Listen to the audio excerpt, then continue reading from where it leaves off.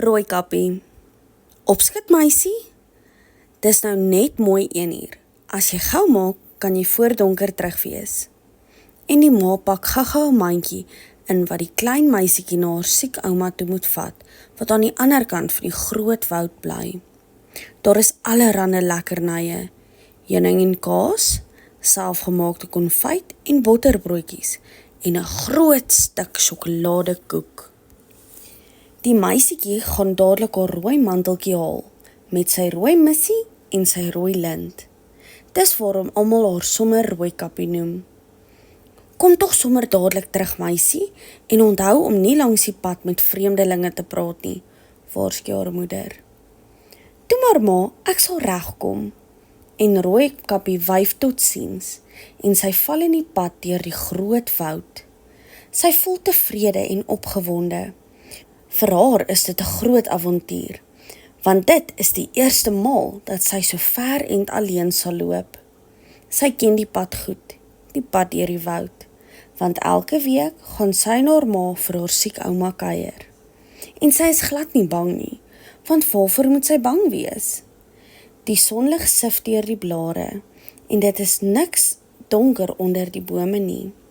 Daar is voëls in die takke wat graag afduik en al mooi liedjies vir haar sing. En selfs die skugterste wildbokkies kom nader sodat sy hulle kan streel. Toe hoor sy skielik 'n vreemde geluid. Dit boem, boem, boem, soos die voetstappe van 'n reus. Rooikappie voel so 'n bietjie bang. Maar toe sy om die draai in die pad kom, sien sy dat dit net 'n houtkapper is, wat besig is om 'n groot stomp met sy lang byl op te kap. Dag Rooikappie, groet die houtkapper. En wat maak jy so alleenig hier in die bos? My ouma is siek, antwoord Rooikappie, en ek vat vir haar 'n bietjie kos en lekker eetgoed, sodat sy gou weer gesond en sterk kan word. Dis 'n goeie plan, sê die houtkapper. Wees net versigtig. En toe huppel Rooikappie verder. Rooikappie het dit nie gesien nie, en die houtkapper ook nie, maar agter een van die bome staan die groot wolf. Hy luister na Rooikappie, en sy mond water toe hy van al die lekker kos hoor. En as dit nie genoeg is nie, kan hy die meisiekie sommer self ook opeet.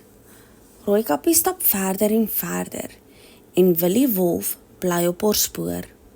Hy glip van boom tot boom, en hy skuil goed weg, sodat die houtkapper hom nie gewaar nie. Want die man sal sommer dadelik weet wat sy planne is.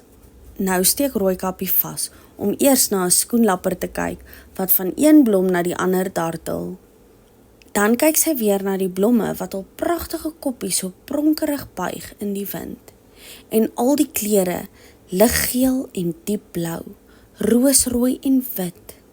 Sy kan gerus vir haar ouma 'n paar daarvan pluk. Willie Wolf hou haar nou ongeduldig dop.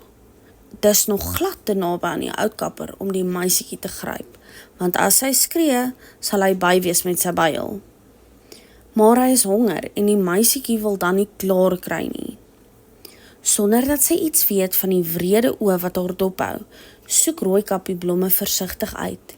Hier 'n trossie, daar 'n klokkie en daar 'n goudgeel oog. Nou kan Willie Wolf dit glad nie meer hou nie. Ongeduldig stap hy op en af, tussen die bome deur. Sy rooi tong hang uit, sy hare staan oorent, en Rooikappie pluk en pluk maar. Skielik kyk die kind op, en sy sien die wolf, maar sy weet nie wat dit is nie. Nee, so iets het sy nog nooit in die woud raak geloop nie. Kyk net sy spits ore. Rooikappie wil amper lag, maar dan dink sy daaraan dat dit seker nie sy skuld is nie, en sy kry hom eerder jammer. Daarom hardloop sy nie weg toe Willie Wolf na haar toe aangestap kom nie. Waarheen gaan jy, my liewe meisie? Vra hy, en hy maak sy grove stem so soet so stroop, dat sy dalk nie moet skrik nie. Rooikappie onthou dat haar moeder haar teen vreemdelinge gewaarsku het, maar Willie Wolf lyk tog vir haar te snaaks en glad nie gevaarlik nie. Daarom antwoord sy hoflik: "Ek is op pad na my ouma toe, om vir haar hierdie kos weg te bring, sodat sy weer gou gesond en sterk kan word." "As ek jy is, maak ek liewers gou, want jou ouma is seker al honger," sê Willie Wolf. Maar hy dink eintlik aan sy eie maag.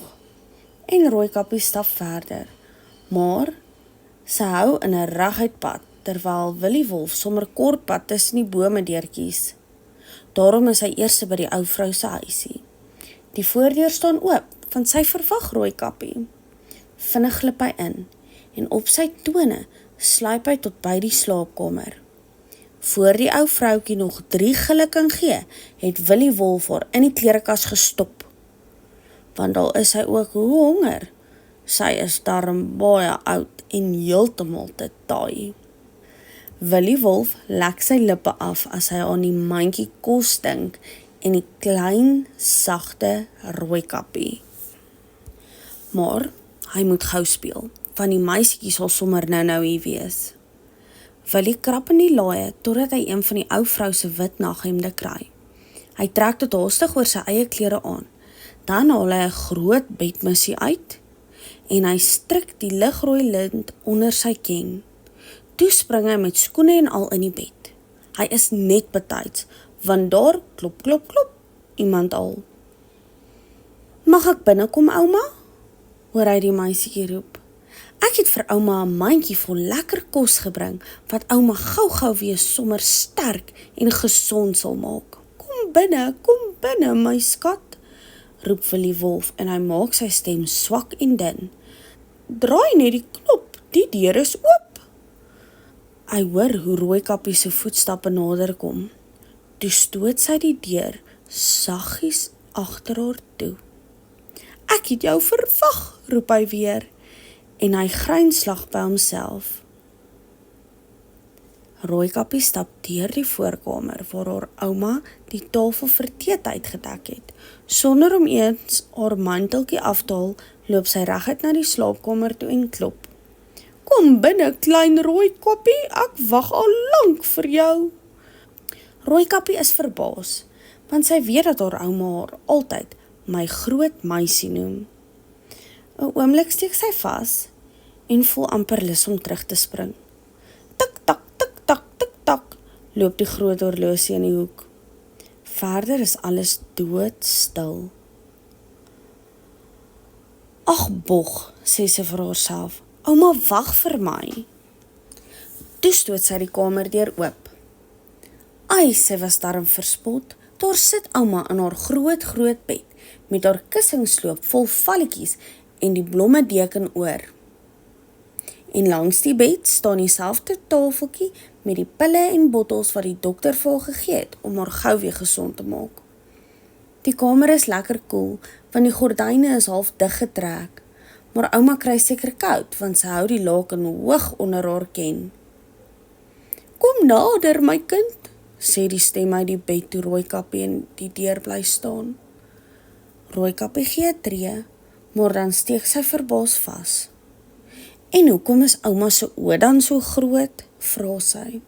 "Om jou beter te kan sien, my kind," antwoord die stem. Rooikappie kom nog 'n tree nader. "En hoekom is ouma se ore dan so lank?" wil Rooikappie weet. "Om jou beter te kan hoor, my kind," antwoord die stem. Nou staan Rooikappie reg langs die bed. "En hoekom is ouma se tande dan so skerp?" sê sy verskrik. Nou kan Willie Wolf dit nie meer uithou nie. "Om jou te kan hap, my kind," roep hy en spring regop in die bed. In die klerekas skop en stamp die arme ouma soos sy te vergeefs probeer om haar kleinkind van die bose wolf te red. Arme Rooikappie is so verskrik dat sy glad nie kan vlug nie.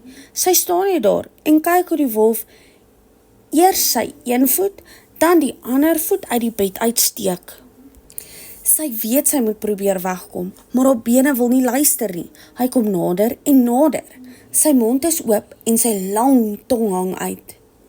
Toe skree Rooikappie. Sy skree en skree dat dit deur die huisie en deur die stil woud galm. Sy skree dat selfs Willie Wolf sy ore moet toedruk. Nie ver van die huisie af nie, gaan die houtkapper net om te sit en sy toebroodjies te eet, toe hy die verskriklike geskree hoor. Help! Help! Haastig gryp hy sy groot byl en begin hardloop, en sy bene is lank. Hoe nader hy kom, hoe harder word die geskree, en hy hardloop al vinniger en vinniger. Toe hy by die huisie kom, hardloop Rooikappie wild heen en weer van een kamer na die ander, om die tafels en stoele, met Willie Wolf kort op haar rakke. Eintlik voel Willie Wolf glad nie vreeslik gelukkig nie. Hy het nooit verwag dat so 'n klein meisie so 'n groot bohaai kan opskop nie, en hy begin 'n hoofpyn kry. Maar hy vergeet sommer alles, sy honger en sy hoofpyn, toe hy die houtkapper met sy blink byl oor die skouer in die deur gewaar. Sonder om 2 maal te kyk, spring Willie Wolf reg by die venster uit en storm tussen die bome in. Ag, het hy tog maar die meisiekie met rus gelaat, sodat sy haar ou spul blomme kon pluk. Dan was hy nie nou vandag in hierdie moeilikheid nie. Net daar en dan besluit hy, solank as wat hy lewe, sal hy nooit weer probeer om 'n mens te eet nie. 'n Lekker vet konyn of 'n haas, of iets van die aard is buitendien eintlik sy kos. Hy hardloop en hardloop. Eers potjie die ou vrou se nagrok om, en hy skeer dit van sy lyf af, maar die mis bly op sy kop en dit wapper hoog in die wind. Dit word donker en die maan loer skugter uit, maar Willie Wolf hardloop nog altyd. Hy is so bang vir daardie blink byl, dat hy nie eers gaan staan om te kyk of die houtkapper nog op sy spoor is nie. Dis baie snaaks om hom so te sien. 'n Verskrikte wolf met sy valletjies mis, en al die diere van die woud kom uit om vir hom te lag. Arme Willie Wolf. Maar intussen is die houtkapper met ander dinge besig. Hy haal dadelik vir Rooikappie se ouma uit die klerekas uit, waar Willie Wolf haar toegesluit het. Sy is so dankbaar en verlig, omdat haar kleinkind niks oorgekom het nie, dat sy glad nie meer siek voel nie. Hoe kan ek jou ooit vir alles bedank, sê sy vir die houtkapper. Ek is maar te dankbaar dat ek naby was, antwoord die houtkapper, want ons is almal lief vir klein Rooikappie. Jy moet gerus eers saam met ons tee drink, sê die ou vrou. Sy pak al die lekkernye uit wat Rooikappie se ma vir haar gestuur het, en as jy ooit weer in hierdie deel van die bos kom werk, moet jy sekerlik by my kom eet. Die houtkapper willig maar net te graag in, en terwyl Willie Wolf al verder en verder hardloop, weer klink daar 'n vrolike gelag in die huisie aan die een kant van die woud. Nou toe maatjies, daar's nog 'n storie verby. Like en subscribe asseblief, en dan lees ons volgende keer weer lekker saam.